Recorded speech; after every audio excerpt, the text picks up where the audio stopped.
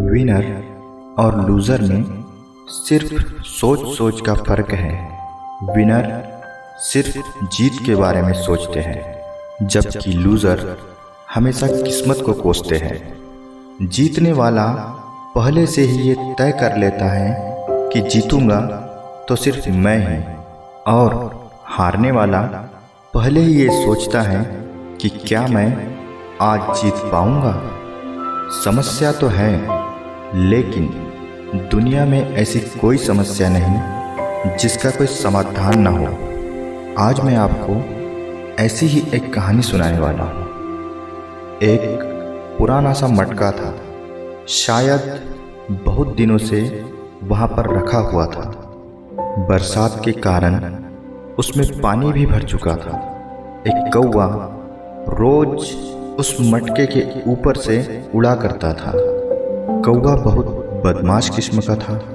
वो रोज आते जाते उस मटके की तरफ देखा करता था। एक दिन उसने देखा कि मटके के पास कुछ हलचल हो रही है। कौवा उस मटके से दूर एक पेड़ पर बैठ गया और उस मटके को देखने लगा। उसने देखा कि एक छोटा सा मेंढक उछलता हुआ आता और उस मटके के अंदर पानी में चला जाता। फिर थोड़ी देर बाद बाहर आता और फिर से वो उस मटके के अंदर कूद जाता। कौवे ने सोचा कि इस छोटे से मेंढक को खाकर मेरा पेट तो नहीं भरेगा, लेकिन मेरा नाश्ता जरूर हो सकता है। कौवा जाकर उस मटके के मुंह पर बैठ गया और उस मेंढक के बाहर निकलने की राह देखने लगा। कौवा बड़े ध्यान से मटके के पानी में देखने लगा। तभी मटके के अंदर से दो हाथ आए और कौवे की चोंच पकड़कर कौवे को मटके के अंदर पानी में खींच ले गए। कौवा बहुत तड़पता रहा, लेकिन वो उस मटके से जिंदा बाहर नहीं निकल सका। वो उस मटके में ही मर गया। असल में कौवे को अंदर खींचने वाले दो हाथ उस छोटे मेंढक की माँ के थे।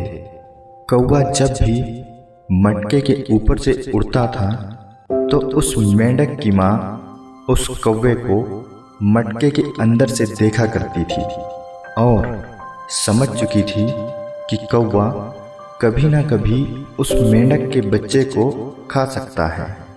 अगर अपने बच्चे को बचाना है तो उस कौवे को मारना जरूरी है। असल में मेंढक ने यह प्लानिंग कौवे को देखने के बाद ही बना ली थी।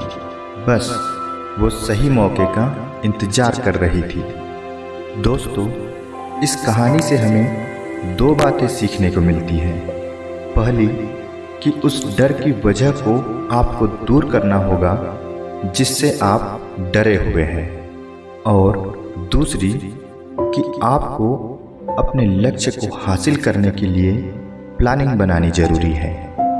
हम लोग जब किसी काम को अचानक ही बिना प्लानिंग के करते हैं तो हमारे सक्सेस होने के चांसेस बहुत कम होते हैं।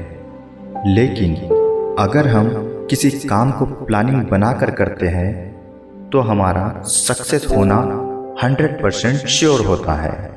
हमें अपने दुश्मन को कम नहीं आंकना चाहिए, लेकिन हमें अपने आप को भी कम नहीं समझना चाहिए, क्योंकि समय आने पर एक छोटी सी चींटी भी हाथी को धूल चटा देती है।